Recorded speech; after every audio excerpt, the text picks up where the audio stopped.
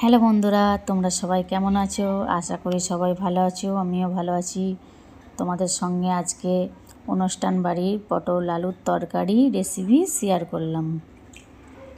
পটলগুলো ছাড়িয়ে নিয়েছি, ছাড়িয়ে নিয়ে দু টুকরো করলাম, বড় বড় করে করেছি। তিনটে করিনি, কেননা পটলগুলো ভাজতে গিয়ে গলে যাবে বলে আমি বড় সাইজের কেটে নিয়েছি। এবার আমি আলু ছাড়িয়ে নেব। আলু ছাড়িয়ে নিয়ে আলুগুলো বড় বড় কাটবো। বড় বড় না কাটলে আলুগুলো ভাজবো, গলে যাবে আলুগুলো, ওই জন্য বড় বড় কেটে নিচ্ছি। তোমরাও এরকম করে কেটে নিতে পারো, বড় বড় সাইজের, যে যেরকম খেতে চাইবে সে সেরকম করে কেটে নেবে। এবার আমি টমেটো কেটে নিচ্ছি। একটাই নিয়েছি, বড় সাইজের টমেটো নিয়েছি, একটা টমেটো কেটে নিলাম।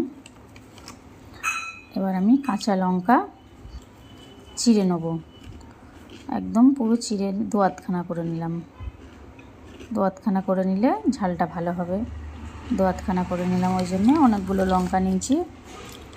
এই যে দেখতেই পাচ্ছ তোমরা। পেঁয়াজটাও নিয়েছি বড় সাইজের, একটাই নিয়েছি, বড় সাইজের পেঁয়াজ নিয়েছি। ওটাকেও কেটে নেব, পাতলা পাতলা করে কেটে নেব। ওটাও কেটে নিচ্ছি।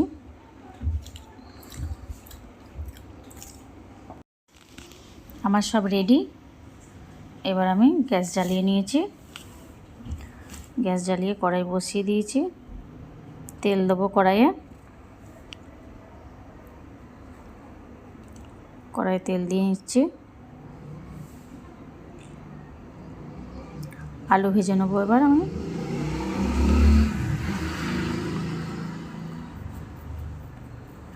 আলুগুলো দিয়ে দিলাম। আলুগুলো ভালো করে লাল লাল করে ভাজতে হবে।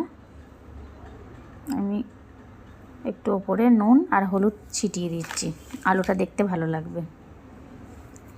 সামান্য দিয়েছি, ওই যে দিয়ে নিলাম। এবার আলুটাকে নাড়াচাড়া করতে হবে, একটু ভেজে নিতে হবে আলুটাকে ভালো করে। এই যে আলুগুলো অনেকক্ষণ ধরে ভেজে নিয়েছি, দেখো কি সুন্দর লাল হয়েছে আলুগুলো। লাল লাল করে সব আলু, সব কটা আলু ভাজা হয়েছে ভালো, সব লাল লাল করে ভাজা হয়েছে। এই আলুগুলো তুলে নিলাম আমি। ওই তেলেই আমি পটলগুলো ভেজে নেব। পটলগুলো আগে কেটে ধুয়ে রেখেছিলাম, দিয়ে দিলাম কড়াইয়ে। একইভাবে পটলগুলোও ভালো করে ভেজে নেব। একটু সামান্য নুন, একটু হলুদ দিয়ে দেবো। পটলগুলো আগে থাকতে দিইনি, অনেক নরম হয়ে যাবে বলে এখন দিয়ে নিচ্ছি, ভালো ভাজা হবে। এবার ওটাকেও আমি ভালো করে ভেজে নেব। পটলগুলো, সমস্ত পটলগুলো ভালো করে ভেজে নেব। নাড়াচাড়া করছি পটলটা। তেল কম হয়েছিল, অল্প তেল ছিল, তার জন্য আমি একটু তেল দিয়ে নিয়েছিলাম। এই যে দেখো কত সুন্দর ভাজা হয়েছে পটলগুলো। একটা পটলও গলে যায়নি, সব পটল ঠিকঠাক রয়েছে। একটু বড় সাইজের, ওই জন্য কেটে নিয়েছিলাম, যাতে পটলগুলো ঠিকঠাকভাবে ভাজা হয়। পটলগুলো আমি সব তুলে নিলাম। এবার আমি ওই তেলেই আর একটু তেল দিয়ে দিলাম। এবার আমি শুকনো লঙ্কা, দুটো লঙ্কা ভেঙে দিচ্ছি তেলের মধ্যে।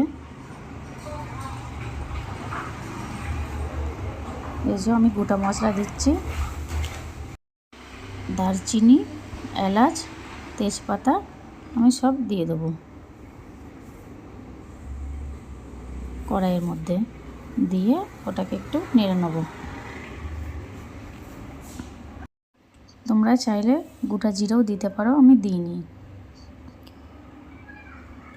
এই যে কাঁচা লঙ্কা যেগুলো চিড়ে রেখে দিয়েছিলাম আমি, সেগুলো দিয়ে দিলাম। পেঁয়াজ দিয়ে দিলাম, পেঁয়াজ দিয়ে দিয়েছি। এবার আমি ওটাকে ভালো করে ভেজে নেব, লাল লাল করে ভেজে নেব। নাড়তে হবে, নেড়ে নেড়ে একটু ভেজে নিলে, ভাজা ভাজা হলে, একটু লাল লাল হয়ে গেলে তখন আমি কেটে রাখা টমেটোগুলো দিয়ে দেবো ওর মধ্যে। ওটাকেও দিয়ে দেওয়ার পর ওটাকেও ভালো করে ভাজতে হবে, ওটাকেও একটু নাড়তে হবে, ভেজে নিলে ওটা একটু নরম হয়ে যাবে, ওই জন্য আমি একটু ভালো করে ভেজে নিচ্ছি। টমেটোটা আমি আগে দিইনি, টমেটোটা আগে দিয়ে দিলে পেঁয়াজগুলো ভালো ভাজা হতো না, তার জন্য আমি পরে দিয়ে দিয়েছি। পেঁয়াজগুলো ভালো ভাজা হয়ে গেছে, দিয়ে তো টমেটোটা দিয়ে দিলাম, তারপর আমি নুন দিয়ে দিয়েছি। এখানে আমি আদা রসুনের পেস্ট দিয়ে দিলাম, পরিমাণ মতো দিয়েছি। বেশি রান্না করলে বেশি দিতে হবে, কম রান্না করলে কম। আমি পরিমাণ মতো দিয়ে দিয়েছি, তোমরাও পরিমাণ মতো দেবে। এই যে সব গলে গেছে, টমেটোও গলে গেছে, পেঁয়াজও গলে গেছে। এবার আমি হালকা জল দিয়ে দিলাম, হালকা জল দিয়ে দিলাম এই কারণেই, এর ওপরে মশলা দিয়ে দিলে মশলাটা পুড়ে যেত, ওই জন্য আমি জলটা দিয়ে নিলাম। এর ওপরে আমি এবার মশলা দেবো। এই যে এবার আমি মশলাগুলো সব একে একে করে দেবো। এই যে দিলাম ধনে গুঁড়ো, জিরে গুঁড়ো,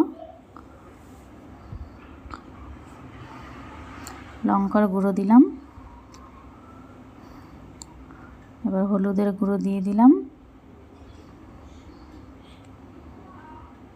আমি যা যা দিচ্ছি তোমরাও তাই তাই দেবে, ভিডিওটা ভালো করে দেখবে, ভালো লাগবে তোমাদের সবার। এবার একটু নেড়ে নিলাম, নেড়ে নিয়ে হালকা একটু কাশ্মীরি লঙ্কা দিয়ে দিলাম, এতে কালারটা ভালো আসবে, দেখতেও ভালো লাগবে। বেশি দিইনি, কালারটা আসার জন্য হালকা দিয়েছি, দেখতেই পাচ্ছ তোমরা কতটুকু দিয়েছি। এবার আমি ওটাকে ভালো করে নেড়ে নিচ্ছি। এই যে ভালো করে আবার ভেজে নিলাম একটু মশলাটাকে, সব মশলা দেখতেই পাচ্ছ কত ভালো ভাজা হয়েছে। জল দিয়ে দিলাম আবার হালকা করে,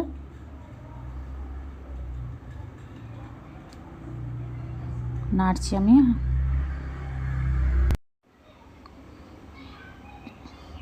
এবার একটুখানি সামান্য ফুটে এসেছে মশলাটা, একটু নেড়ে নিলাম, নেড়ে নিয়ে এবার আমি ভেজে রাখা পটল আলুগুলো ওর মধ্যে দিয়ে দেবো। এই যে এক এক করে দিচ্ছি।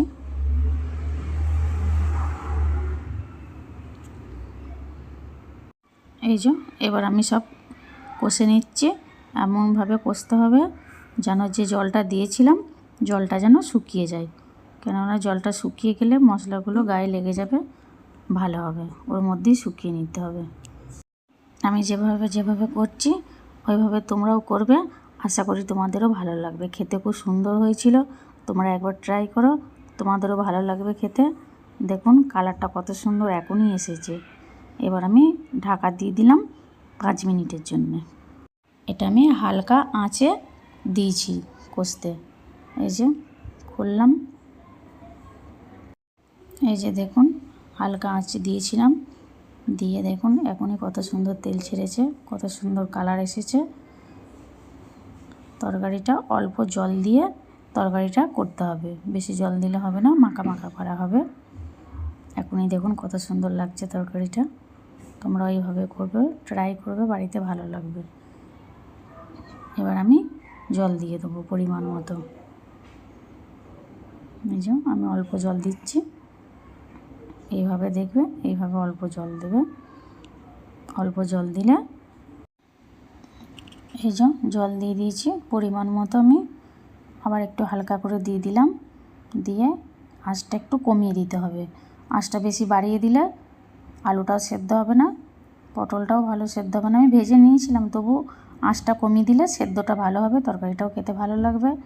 চাপা দিয়ে দিতে হবে, অল্প আঁচ দিয়ে দিতে হবে, দিয়ে দেখুন কত সুন্দর হয়েছে তরকারিটা। সামান্য একটু আমি ওপর দিয়ে চিনি দিয়ে দিলাম, যারা চিনি খেতে ভালো না বাসো তারা না চিনি দিলেও হবে, আমরা চিনি একটু হালকা দিয়ে দিয়েছি। এই যে চিনি দিয়ে নিলাম, চিনি দিলে একটু স্বাদটা ভালো হয় তরকারিটা খেতে। যারা চিনি খেতে পছন্দ করো না তারা চিনি দেবে না। আমার ভিডিওটা যদি তোমাদের ভালো লাগে লাইক শেয়ার সাবস্ক্রাইব করবে, কমেন্ট করবে। আমার রান্না কমপ্লিট। Tata, bye bye. তরকারি আমার হয়ে গেছে, এই যে ঢাকনা দিয়ে দিলাম। এবার আমি গ্যাসটা অফ করে দেবো।